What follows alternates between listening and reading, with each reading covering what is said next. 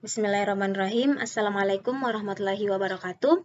Perkenalkan, nama saya Restiani dengan stambuk F1C11918, kelas Kimia B, jurusan Kimia, Fakultas Matematika dan Ilmu Pengetahuan Alam, Universitas Halu Oleo Kendari.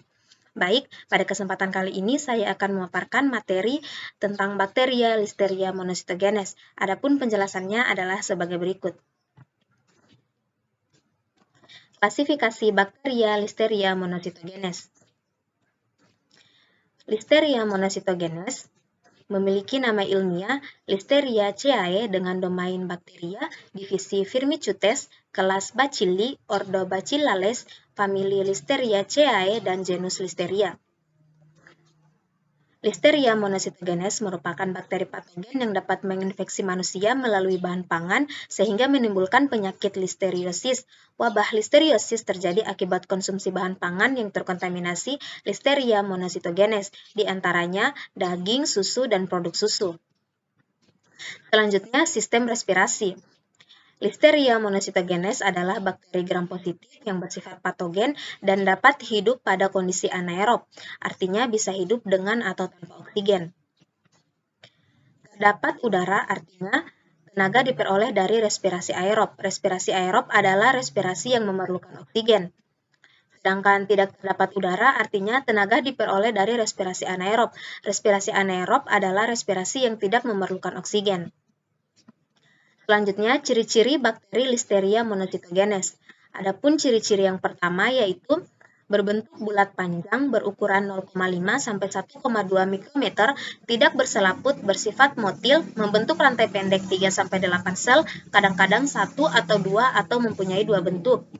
Ciri-ciri yang kedua, bakteri ini bersifat psikotropik, mampu bertahan berbulan-bulan pada lingkungan basah, serta dapat berkompetisi dengan organisme lain, khususnya pada suhu kulkas. Dan ciri-ciri yang selanjutnya yaitu bakteria Listeria monocytogenes dapat tumbuh optimal pada kondisi lingkungan antara suhu min 2 hingga 50 derajat Celcius pada pH 4,1 sampai 9,6.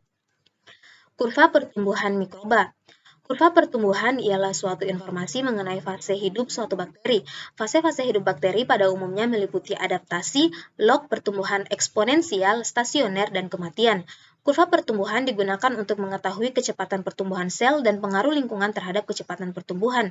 Langkah awal untuk mengetahui kurva pertumbuhan bakteri ialah dengan isolasi bakteri.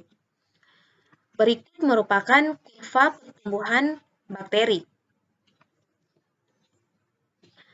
Terjadi fase lag atau fase adaptasi yakni pada 1 jam pertama di masa awal pertumbuhan bakteri Listeria monocytogenes.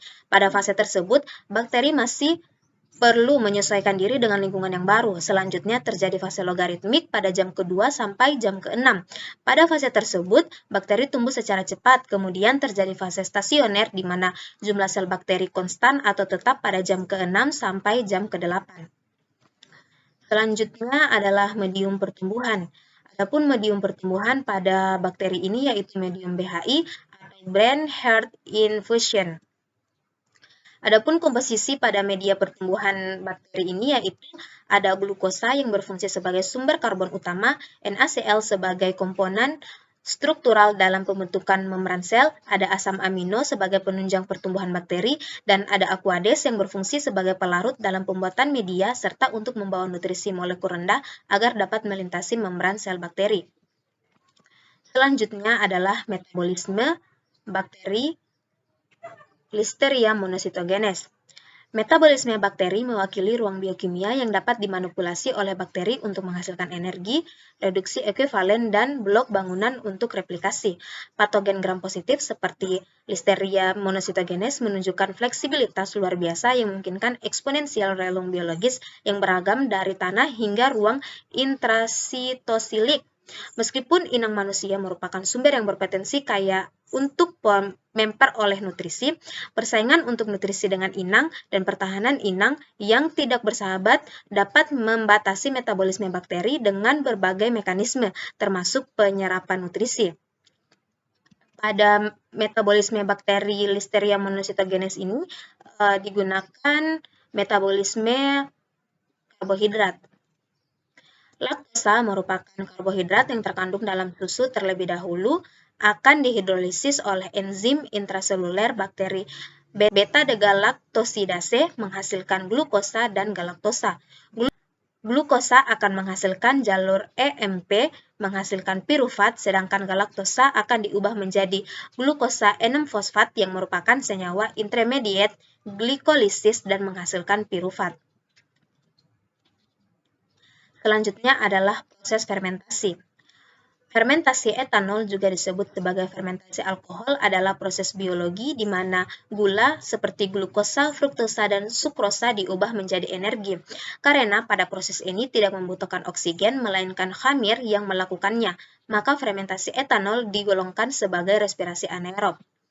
Berikut merupakan siklus fermentasi alkohol. Persamaan reaksi di bawah ini akan meringkas fermentasi glukosa dengan rumus kimianya C6H12O6, di mana 1 mol glukosa diubah menjadi 2 mol etanol dan 2 mol karbon dioksida. Dengan reaksi yang pertama, C12H22O11 direaksikan dengan H2O dan direaksikan dengan enzim invertase, maka akan menghasilkan 2C6H12O6. Dan reaksi yang kedua yaitu C6H12O6 dengan direaksikan dengan zimase, maka akan menghasilkan 2C2H5OH dan 2CO2.